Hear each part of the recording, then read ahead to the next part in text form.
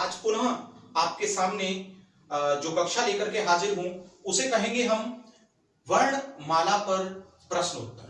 तो वर्णमाला पर जितने भी प्रश्नोत्तर मुख्य मुख्य आपके आते हैं बार बार परीक्षा में, तो आज हम उन सभी पर चर्चा करेंगे। तो चलिए जल्दी से मेरे साथ जुड़ जाइए और पहला प्रश्न हम यहां पर देखते हैं और जल्दी से जल्दी कमेंट बॉक्स में उनके आंसर आप लिख करके भेजते रहिए।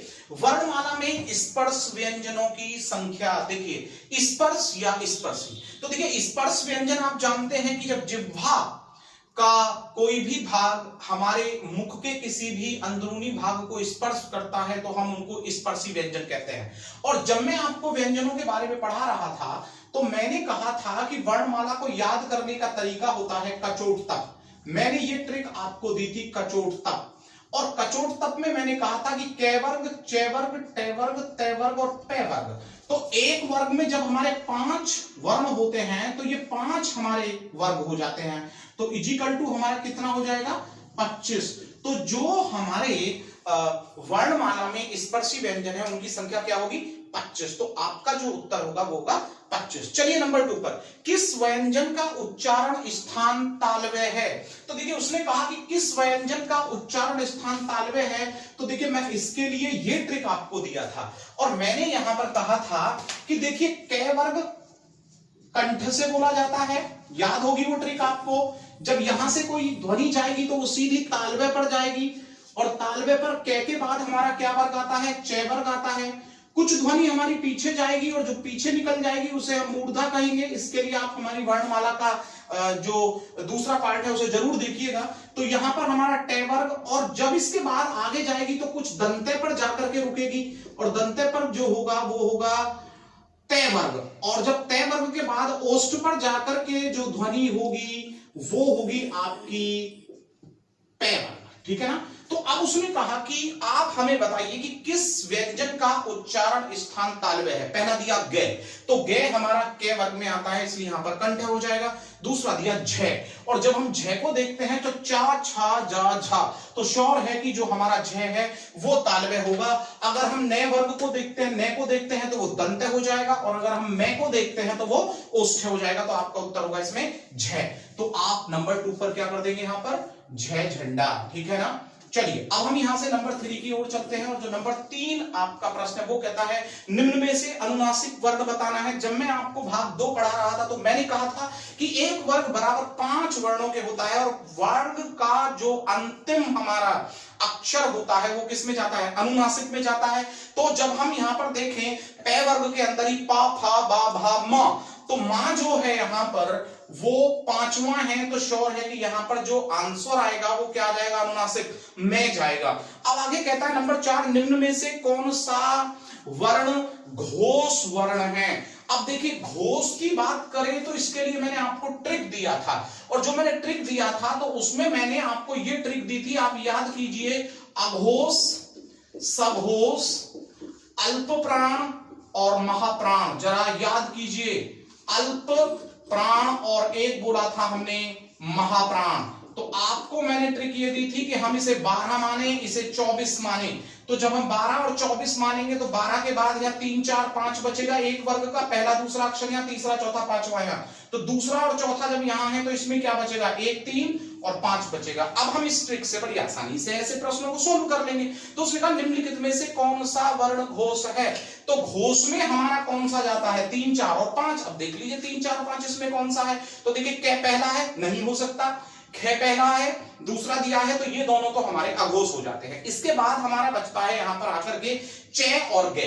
जब हम चे को यहां पर देखते हैं तो चे भी हमारा अघोष है क्योंकि प्रथम है। तो बचा अब हमारा गे, और गे हमारा किसी वर्ग का तीसरा है। तो यहां पर इसका जो आंसर होगा वो क्या हो जाएगा, गे हो जाएगा। तो शायद आप बड़ी आसानी से इस ट्रिक से इसको समझ गए। चलिए अब हम यहां से फिर से आगे बढ़ते हैं और जब हम यहां से आगे बढ़ने की कोशिश करते हैं तो हम यहां से आगे देखते हैं नंबर जो हमारा 5 दिया है। तो देखिए नंबर 5 यहां पर कह रहा है, नंबर 5 में वो कह रहा है कि निम्न में से अंतस्थ व्यंजन आपको बताना है। देखिए जब हम अंतस्थ व्यंजन की बात करते हैं तो देखिए अंतस्थ व्यंजन वो होते हैं कि जो हमारी जिह्वा के अंतिम भाग से बोले जाते हैं, अंत में स्थित होते हैं जो व्यंजन। और देखिए स्पर्शी में तो हमारे कचोट तक चला जाता है। अगर हम स्पर्शी की बात करते हैं तो स्पर्शी में तो ये वर्ग हैं, ठीक है। स्पर्शी के बाद अगर हम बात करते हैं अंतस्थ की, तो अंतस्थ में जब पाफा बाभा मां हो जाता है तो यारा ला और वे हो जाते हैं। अंतस्थ के बाद फिर हमारे ऊष्म आ जाते हैं, और ऊष्म की जब हम बात करते हैं तो हमारा यहां पर निकल करके आता है सा सा और सा और हा। तो हमारा अंतस्थ व्यंजन ये होंगे। अब इसमें से हम अपना कोई भी ऑप्शन बड़ी आसानी से ले सकते हैं। और नंबर 5 में वो कह रहा है कि ये बताइए कि अब हमारा अंतस्थ व्यंजन इसमें से कौन सा होगा। तो उसमें जो दिया हुआ है केवल वो क्या दिया है, ये दिया है। तो इसमें जो आंसर होगा वो कौन सा हो जाएगा, ये हो जाएगा। चलिए अब हम यहां से फिर नंबर 6 की ओर चलते हैं और देखते हैं कि नंबर 6 जो है वो आपका क्या कह रहा है। तो नंबर 6 को हम यहां पर देख रहे हैं, और नंबर 6 में जो हमारा यहां पर प्रश्न है वो कह रहा है पा फा बा भा मा, पा फा बा भा मा किस प्रकार के व्यंजन होते हैं। तो नंबर 6 हमारा यहां पर छुपा हुआ है। ये जो ट्रिक है, नेक ट्रिक में कह रहा है कि पा फा बा भा मा, तो पा फा बा भा मा, तो श्योर है कि जवाब क्या होना चाहिए, जो पा फा बा भा मा होते हैं वो आपके ओष्ठ्य होते हैं। तो नंबर 6 का जो आंसर आपका होगा वो क्या हो जाएगा, ओष्ठ्य। नंबर 5 पर जो बोला जाएगा वो क्या हो जाएगा, पा फा बा भा मा क्या है आपके, ये ओष्ठ्य होते हैं। तो नंबर 6 को आप समझ गए होंगे। चलिए हम यहां से नंबर 7 की बात करते हैं। नंबर 7 आपका क्या है, मध्य स्वर किसे कहा जाता है। आपको याद होगा कि जब मैं मध्य स्वर के बारे में बता रहा, मैंने कहा था कि जिह्वा के आधार पर स्वर 3 बोले जाएंगे। एक तो पश्च स्वर होते हैं, एक मध्य स्वर होते हैं और एक अग्र स्वर होते हैं। और मध्य स्वर में केवल हमने एक स्वर रखा और वो क्या है हमारा ए। तो अगर हम मध्य स्वर की बात करें तो इसमें जवाब क्या आ जाएगा आपका ए।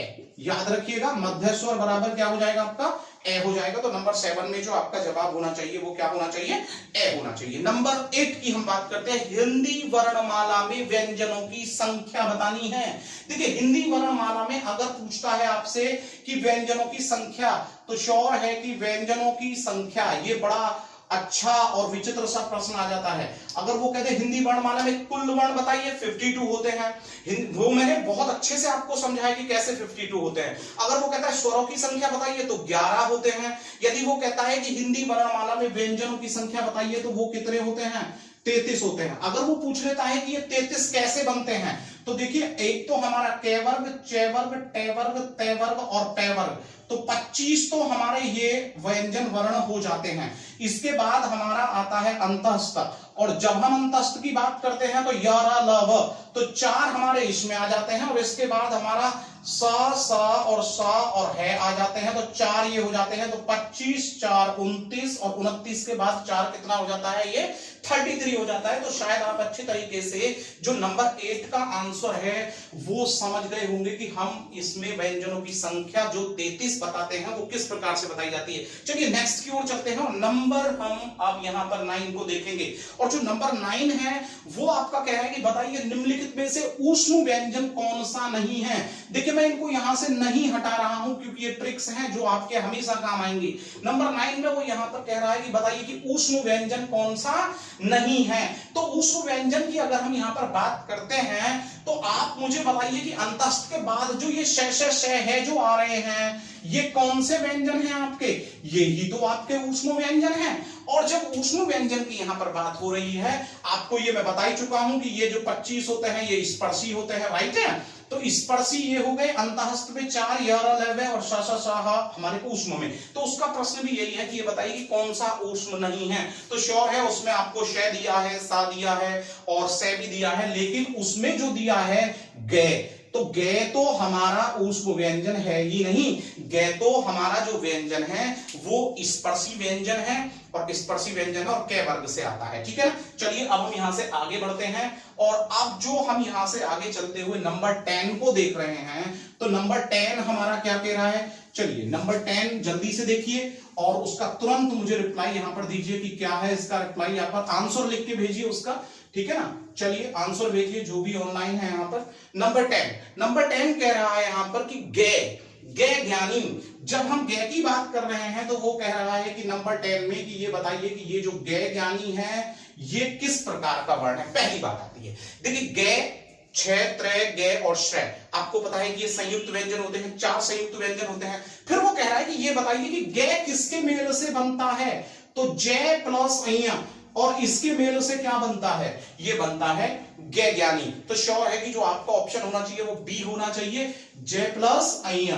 तो श्योर है कि यहां पर आपका 10वीं का जो आंसर होगा वो जय प्लस अइया होगा, क्योंकि आप जानते हैं कि जो त्रय बनता है वो तय धन रे से बनता है, और जो आपका श्रेय बनता है वो भी आप जानते हैं कि षटकोण और प्लस रे से मिलकर के बनता है। तो आप इन सबको समझ रहे होंगे, मैंने पहले वर्णमाला में इनको सबको समझाया है, ठीक है ना। तो चलिए अब नंबर हम 11 की बात करते हैं और देखते हैं कि जो नंबर 11 है वो आपका क्या कह रहा है यहां पर, ठीक है ना। और जब हम 11 की बात करते हैं तो वो कह रहा है कि बताइए कि टे वर्ग में कौन सा वर्ण नहीं होता है।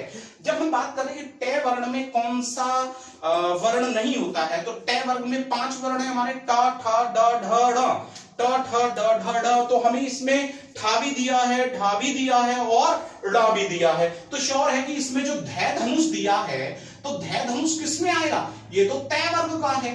तो जब तय वर्ग का है ता था दा धा ना, तो श्योर है कि इसमें आंसर में से कौन सा बाहर हमको करना होगा, वो धै धनुष हमको यहां पर बाहर करना होगा। तो आप बड़ी आसानी से यहां पर समझ गए होंगे कि तय वर्ग में कौन सा वर्ण नहीं होता है। तो 11 का आपको आंसर यहां पर क्या बनेगा कि धै नहीं होता है, क्योंकि वो तय वर्ग का होता है, वो तय वर्ग के बारे में यहां पर चर्चा कर रहा है। चलिए अब नंबर 12 पर चलते हैं। नंबर 12 संयुक्त स्वर है। जब हमने अभी बताया आपको कि जब हम संयुक्त स्वर की बात कर रहे हैं, तो संयुक्त स्वरों की अगर हम बात करते हैं तो जरा मेरी उस ट्रिक पर चलिए और मैं आपको थोड़ा अच्छे से समझा देता हूं। ट्रिक जो मैंने आपको भाग 1 में समझाई थी, तो वर्णमाला के भाग 1 को जरूर देखिएगा, क्योंकि उसमें बहुत अच्छे से समझाया गया है। और उसने कहा कि संयुक्त स्वर, देखिए संयुक्त स्वर होते हैं आपका ए आई ओ औ।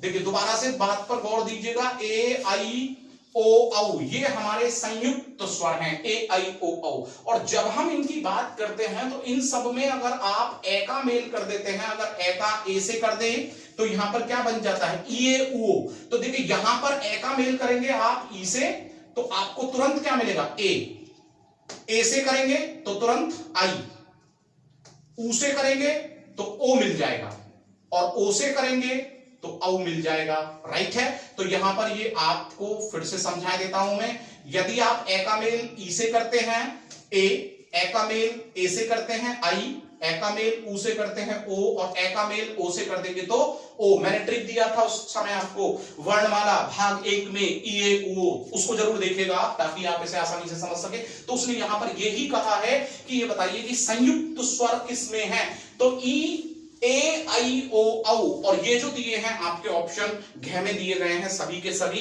तो श्योर है कि इसमें जो बनेगा वो ए आई ओ औ, यानी कि डी आपका ऑप्शन यहां पर हो जाएगा। आप देख लीजिएगा ए आई ओ औ। चलिए हम नंबर 13 की ओर चलते हैं बिना समय गवाए। और जब हम नंबर 13 की बात कर रहे हैं तो नंबर 13 को आप झटपट पढ़ दीजिए, और पढ़ते ही आप तुरंत उसका जो उत्तर है, मुझे उसका आंसर चाहिए, आपका रिप्लाई नहीं चाहिए, ठीक है ना। तो जल्दी से आप मुझे उसका आंसर दीजिए।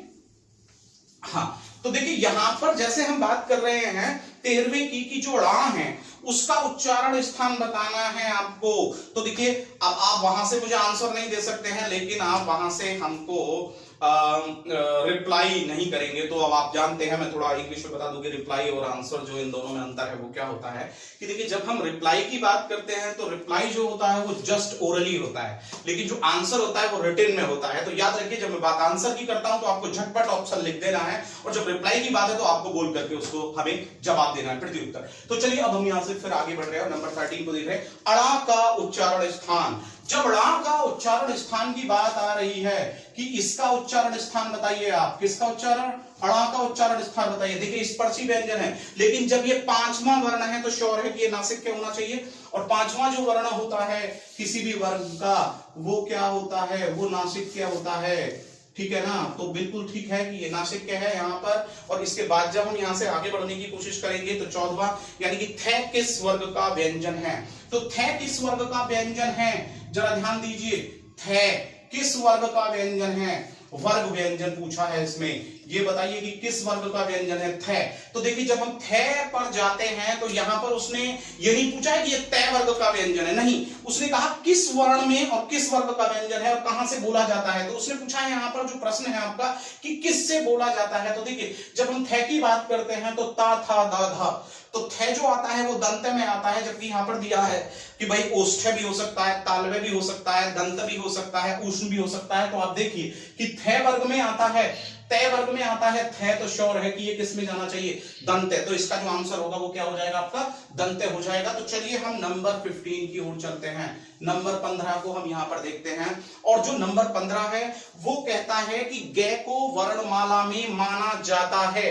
अब गे को वर्णमाला में क्या माना जाता है, एक तो कह रहा है कि वो संयुक्त है, स्वर है, अनुस्वार है, या वो संघर्षी है। तो देखिए गे को, अब देखिए यहां पर आप जरा समझने की कोशिश कीजिएगा। अब यहां पर ये जो दिया गया है कि जो इसने यहां पर ये लिखा है कि भाई ये बताइए कि इस गे ज्ञानी को वो वर्णमाला में क्या मानेगा। तो गे ज्ञानी जो होता है वर्णमाला में, तो श्योर है कि वो क्या होता है, वो संयुक्त व्यंजन होता है कि नहीं होता है।